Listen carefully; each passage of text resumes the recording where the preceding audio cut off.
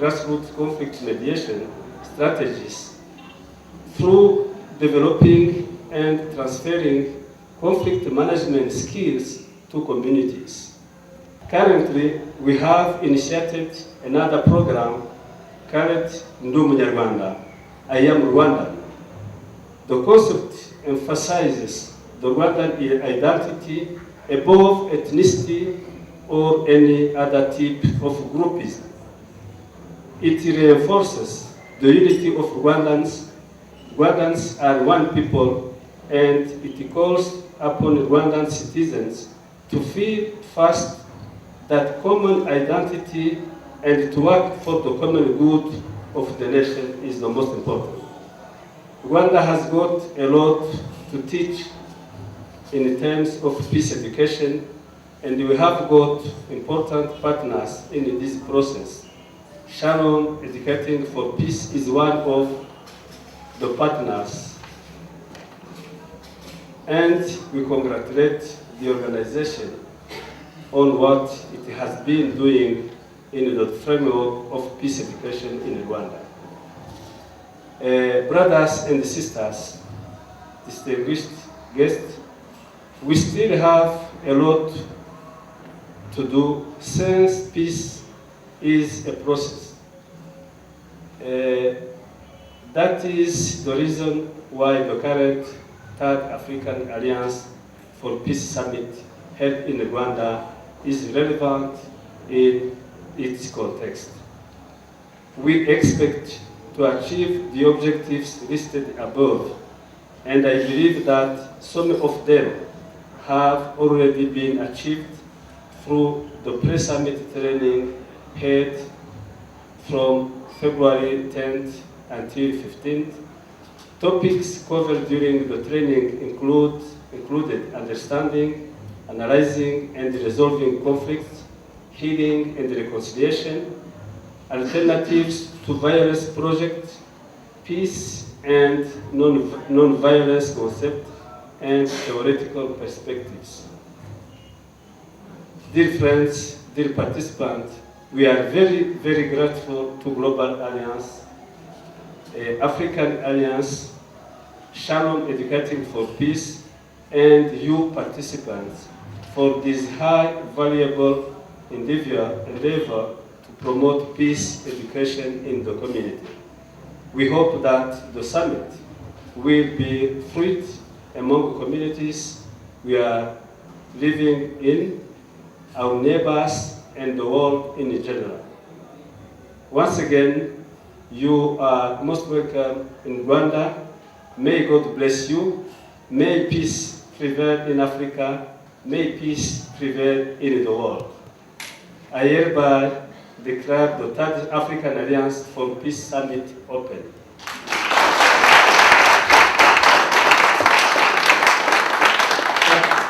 Thank you all. May God bless you.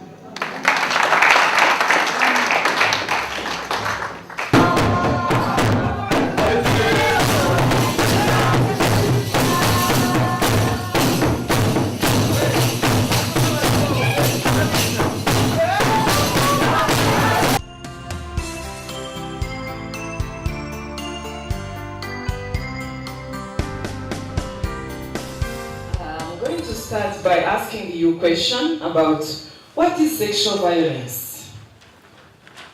I have a response, but I don't want to show it to you now. You will just tell me. What do you think? What is it? I will ask one person from one table, each table. You will just raise your hands, and I will ask a person from each table. Mm-hmm. Rape can be one form of sexual violence. It's not a definition, it's one form of sexual violence, like rape. What do you think about? What is it? Yeah. I believe it's unwanted sexual advances, including contact or words or anything that goes with it. Clap for her. She's really giving a very nice definition. It's oh, sorry, I'm not used to this. I could do this.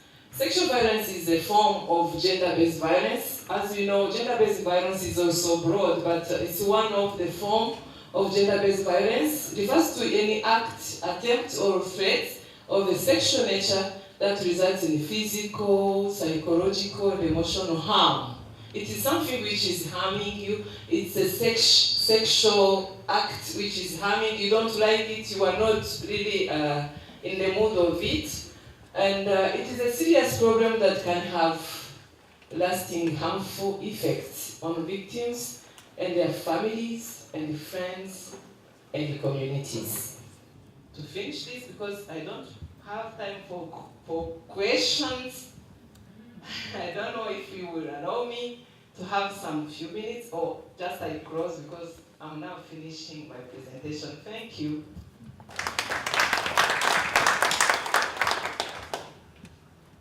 In Central Africa, East Africa, church has powerful, people trust church, but also we need to be very careful because people, they trust church, but the church don't have the same concept on the justice. So the church is understanding the different way of justice in other ways. So justice for them is about God, but for us justice is about police. So if we are not careful, we will have trouble. People trust a institution which doesn't know about what is justice we are talking about. I think it's not only justice. Even when you speak about sexual violence or peace or other things, you have to know the understanding of the church about those issues. Because sometimes they have wrong interpretation of the Bible or the Quran or other things. So you have to sit with those people and listen and help them to have the right position on the issues. We knew some of the things in the beginning, right? That's going to go wrong. And then you get married, and then after 5 years you have your impact evaluation. Either you're still together, and there's beautiful babies, or you've separated, so you've all done monitoring evaluations, not so far. Okay, so let's start. Okay, evaluating a peace education program. A lot of what Jeff Harris has been saying, what indicators to search for. The reason why I'm giving just a broad overview, I'm not going to speak about peace specifically, maybe give some examples, but any project that you run, you can use these things. And if you have these things in place, I believe that you have a good program or you have a good M&E system. So first of all, so there's this quote again that says one of the greatest mistakes is to judge policies and programs by their intentions and not by their results. I think it was spoken about greatly this morning when we were speaking about different laws in our countries and when it comes to sexual violence or gender-based violence, but what is the result? Has there been a change in gender-based violence? Has there been a change in sexual violence? So we can have all good programs, good policies, but if there's no results, it doesn't work. And then there's this picture, I'm going to go to it just now, of what often happens in programs that we have. We implement a program. At the end, we see, and we really do see that people have changed. There's a remarkable change, but we struggle to put in our report what has changed, or why has it changed, or what really happened. Asking what needs to change for beneficiary relates to the purpose of the program. So the diagram there explains, you see the top half when we read it from left to right, it speaks about when you're busy planning your project. So a lot of you have log frames. You have your objectives, the results you want, the outputs. The outputs is how many people do you want to be there, what would you want them to do, and then the activities. But when you evaluate, you start from the other side around. You start evaluating the activities that they did. What was the outputs, how many were there, the results, what they said have changed, and then you see have your objectives been reached. That comes to your impact evaluation over time. Then evidence-based findings, act on your evaluation findings. Evaluation is not just a box to tick, it is something that you need to act on. Even my example, I don't know why I'm saying the marriage example. I've seen this in Africa also a lot, the guy needs to ask over and over and over and over again, will you go out with me? It's not just one time, but you change your approach all the time. Then you send your best friend, then you send this, then you send that. So act on your evaluation finding. And then last slide, guys. Evaluate to motivate. Work with your stakeholders. adopt developmental interpretation. So whatever findings you're getting, the developmental approach to it, keep it on your agenda at all times. See how you can change it. Do not just do a project because you think it's nice and your beneficiaries are saying it's working. Really discuss and see what can be done different, what can we change about it, what is the most beneficial. Thank you.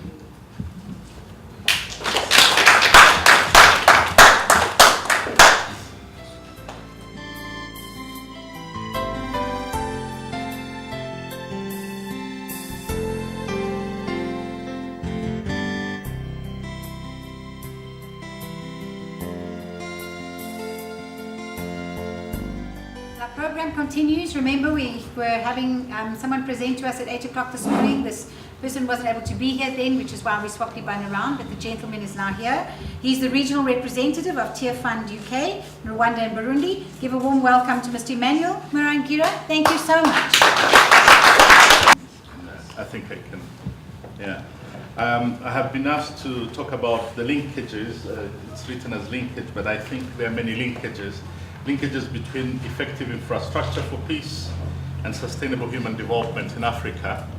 And I want to start by giving you a little background about myself so that you understand where I'm coming from and my shortcomings in this particular field.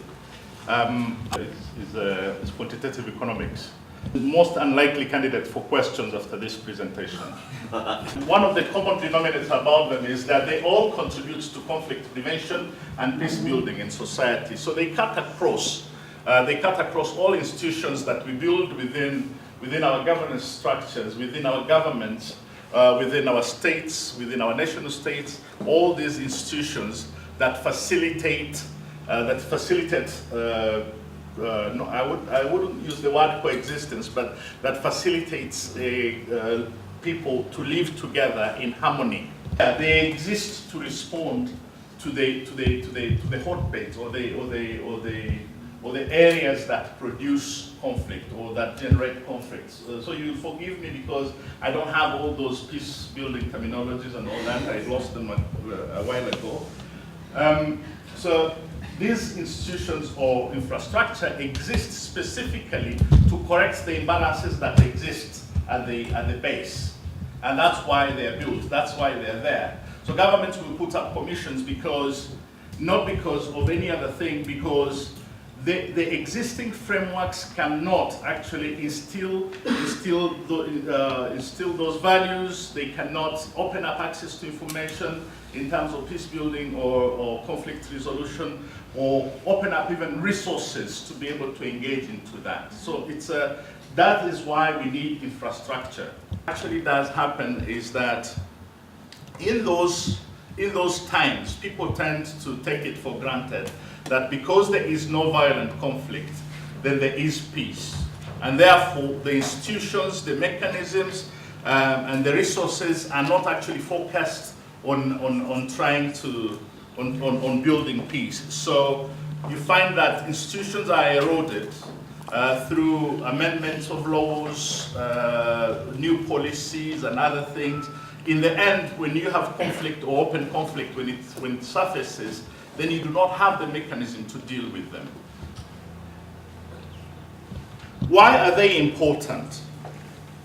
One, they're important in the sense that you need to actually manage recurrent conflicts over resource allocation. My brother Guyo here just talked about it. He just said that one of the sources of conflict in Kenya is actually the allocation of resources coming to the surface.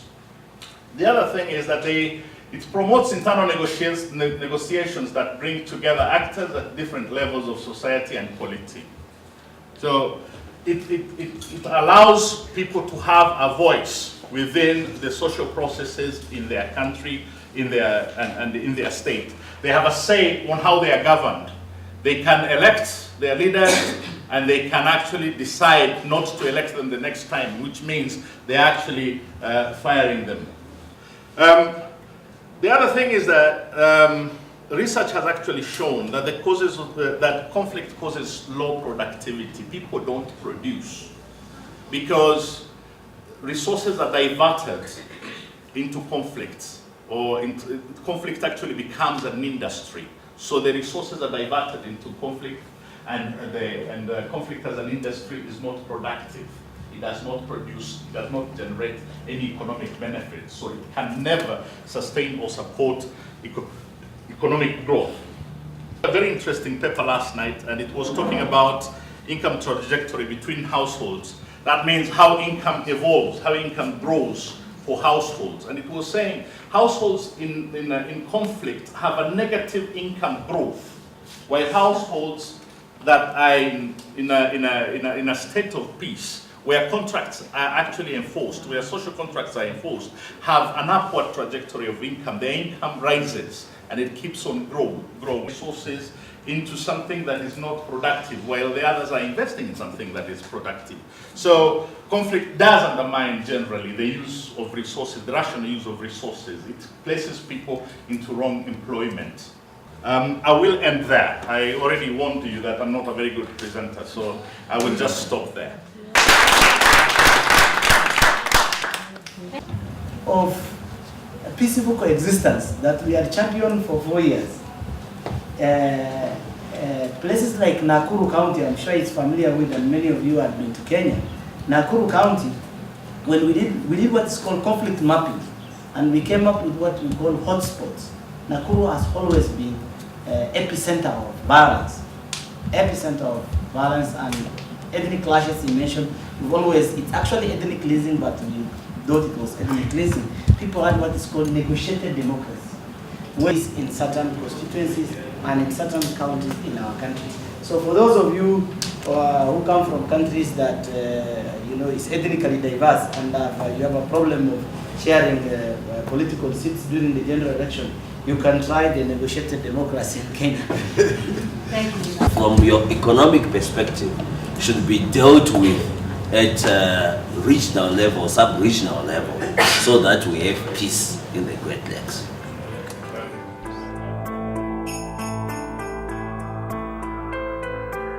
Passionate peace builder, you don't belong to an organization, but you want to, maybe you're a journalist, for example, and we certainly encourage them. We don't mind who you are, as if you think that gets discussed at AGMs, are we still in touch with our vision? Do we need to relook at our vision? It's consistently been like this for a number of years. A world where all people, individually and collectively, embody, promote, and practice a culture of peace for the benefit of all. What is our work? To collaborate with and support governments and civil society around the world who are working to establish national ministries and departments, and also support efforts to develop local, regional and national, peace councils, peace academies and other effective infrastructures for peace. You heard from Liban today, you heard from Emmanuel, we've heard from a number of people about infrastructures. They come in so many ways, through interfaith organizations. We're here to collaborate and work, but ideally, we're also looking to government to say, we need something that embodies peace in government, not just health, not just the Ministry of Defense, not just the Ministry of Education. Where do we dedicate resources to peace building right through all the structures of our society? As I'm standing here representing the board, I have to think, how is this impacting Latin America? How is this impacting my friends in Asia Pacific? What can I take to them from this? What can they bring to here?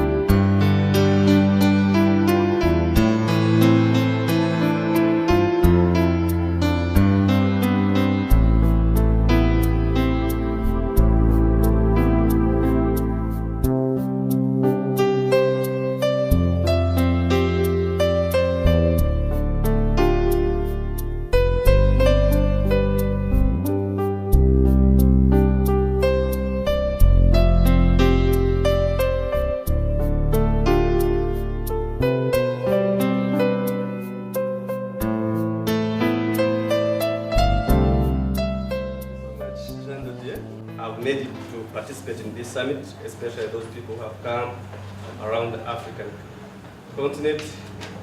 Lily, I want to congratulate your organization that have made it to send you to come and participate. I think it has been worth to participate in this summit. So we will not have much to say, but on behalf of our commission, on behalf of our executive secretary, I would say that we really appreciate what has been done here in this summit. Much as we did not have enough time to participate from the beginning, but the little time that we have managed to participate, we have seen this is a great work that contributes to peace building. I really thank everybody, the organizers, actually, as you have mentioned, the Global Alliance. So please, let's join hands in this process of building peace. Thank you, Chair.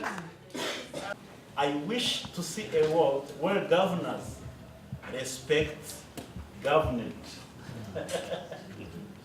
I don't want to say that here there are governors or government, but I want to join the voice of participants and represent the voice of participants as power of people. We are here as people. And for this, I want to invite Zambara to represent every one of us as participants. We thank the spirit